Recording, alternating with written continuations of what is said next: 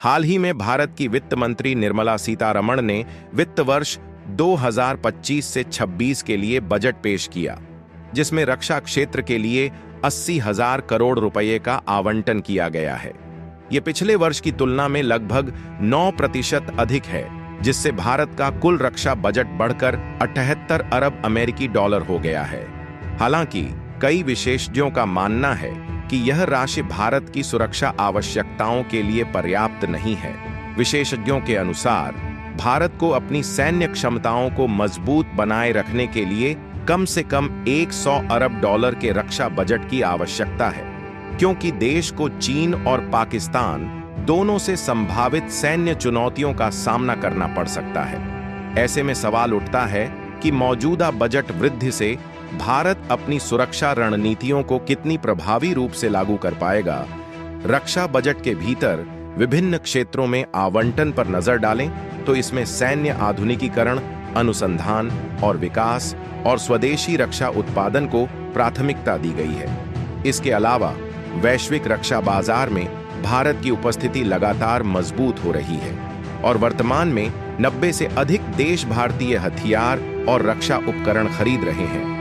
भारत को अपनी सुरक्षा रणनीति को और अधिक प्रभावी बनाने के लिए केवल बजट बढ़ाने के बजाय तकनीकी उन्नति, स्वदेशी रक्षा उत्पादन और कूटनीतिक संबंधों को भी मजबूत करने की दिशा में काम करना होगा, जिनको भारत अपने डिफेंस हथियार और डिफेंस हथियारों में उपयोग होने वाले छोटे बड़े इक्विपमेंट बेचता है। भारत के द्वारा इन देशों में बेचे जाने वाले हथियारों की बात करें तो ब्रह्मो मिसाइल, आकाश मिसाइल और पिनाका रॉकेट लॉन्चर के साथ साथ ध्रुव हेलीकॉप्टर और तेजस लड़ाकू विमान जैसे बड़े बड़े डिफेंस हथियारों को सबसे ज्यादा एक्सपोर्ट किया गया है। और फिलहाल का लेटेस्ट डाटा तो अभी नहीं रिलीज किया गया, लेकिन डिफेंस एक्सपोर्ट के मामले में साल 2023 में हमने 21,000 करोड़ यानी कि लगभग 2.6 बिलियन डॉलर के डिफेंस इक्विपमेंट को एक्सपोर्ट करके कमाई किया है।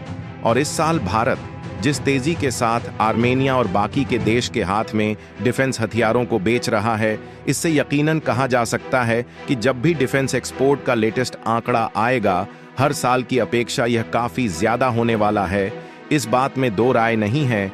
इन्हीं सब के कारण डिफेंस सेक्टर में भारत के बढ़ते डिफेंस एक्सपोर्ट और इकोनॉमिक ग्रोथ को ध्यान में देते हुए लॉबी इंस्टीट्यूट ने एशिया पावर इंडेक्स का एक डाटा रिलीज किया, जिसमें बताया गया कि भारत शक्तिशाली देश के मामले में जापान को पीछे छोड़कर एशिया का तीसरा सबसे पावरफुल कंट्री बन चुका है। लेकिन जब सवाल पूछा जाए कि जो भारत ने एशिया पावर इंडेक्स में जापान को पीछे छोड़ते हुए तीसरा स्थान हासिल कर लिया है, इसकी मुख्य वजह भारत की आर्थिक क्षमता, सैन्य शक्ति, कूटनीतिक प्रभाव और सांस्कृतिक प्रभाव का बढ़ना है। इससे पहले जापान तीसरे स्थान पर था, लेकिन भारत की मजबूत स्थिति के कारण वह चौथे स्थान पर खिसक गया। किसी भी देश की वैश्विक शक्ति का आकलन केवल उसकी अर्थव्यवस्था और कूटनीति से नहीं किया जाता, बल्कि रक्षा क्षेत्र की मजबूती भी इसमें महत्वपूर्ण भूमिका निभाती है। इसमें सैन्य क्षमता, रक्षा बजट और तकनीकी क्षमताएं प्रमुख कारक होते हैं।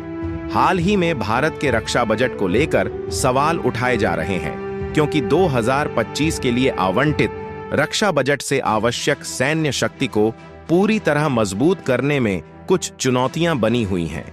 इस बार रक्षा मंत्रालय के लिए कुल 6,81,121 करोड़, लगभग 6,81,121 करोड़ का बजट निर्धारित किया गया है, जो डॉलर में परिवर्तित करने पर लगभग 78 अरब डॉलर के बराबर होता है।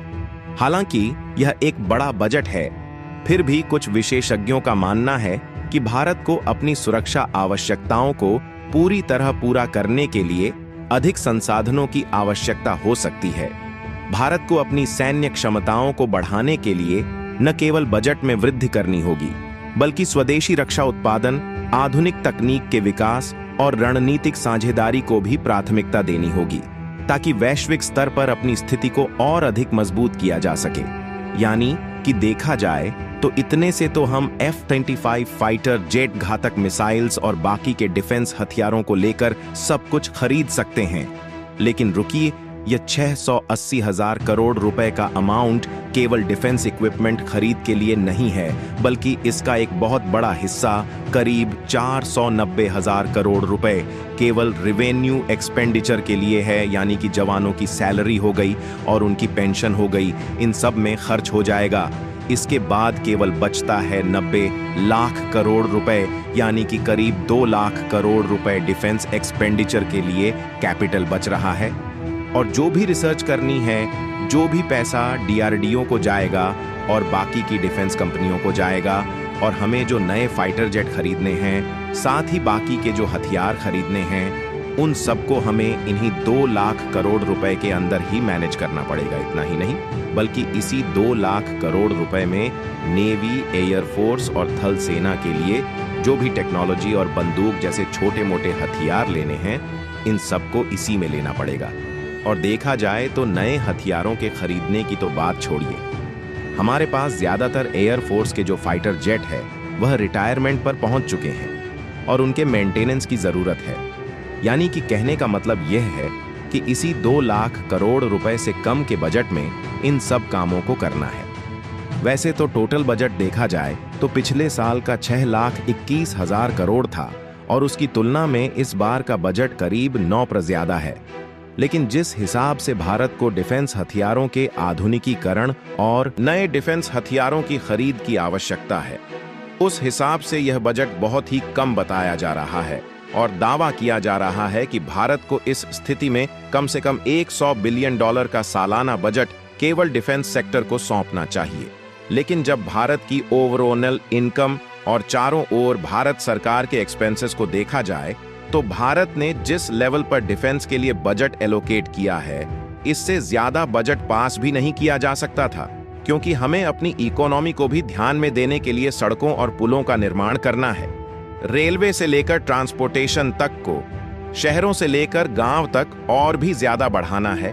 और साथ ही कई सारे इंफ्रास्ट्रक्चर डेवलपमेंट के प्रोजेक्ट हैं जहां पर भारत का पैसा काफी ज्यादा जा रहा है। विशेषज्ञों का मानना है कि आधुनिकीकरण और नए हथियारों की खरीद के लिए आवंटित पर्याप्त नहीं है, विशेषकर चीन जैसी चुनौतियों का सामना करने के लिए, क्योंकि देखा जाए तो चीन लगातार पाकिस्तान की मदद कर रहा है और हथियारों के डेवलपमेंट पर काफी ज्यादा फोकस कर रहा है। फिलहाल अभी भी जिस तरीके से भारत की मिलिट्री पावर है, ऐसे में चीन और पाकिस्तान को पंगा लेने में कई बार सोचना पड़ता है। लेकिन फिर भी हमें अगर सुरक्षित रहना है और चीन जैसे देशों का पैर उखाड़ने की ताकत रखना है, तो हमें डिफेंस बजट को $100 बिलियन तक पहुंचाना ही होगा और इमरजेंसी डिसीजन से संभव नहीं हो सकता। इसके लिए हमें सबसे ज्यादा डिफेंस एक्सपोर्ट पर फोकस करना चाहिए, क्योंकि अगर डिफेंस एक्सपोर्ट बढ़ेगा तभी हमारी कमाई ज्यादा होगी, जिसके बाद ज्यादातर पैसा हम अपने डिफेंस सेक्टर में लगा पाएंगे। फिलहाल आप लोग इस बार के डिफेंस बजट के बारे में क्या कहना चाहेंगे? अपनी राय कमेंट में जरूर बताएं और इस वीडियो को एक लाइक करके अपने मित्रों तक शेयर जरूर करें ताकि उन्हें भी जानकारी मिल सके। इसी तरह और भी नॉलेजेबल वीडियो देखने के लिए चैनल को सब्सक्राइब करके बेल आइकन को ऑल पर जरूर सेलेक्ट करें। जय श्री राम।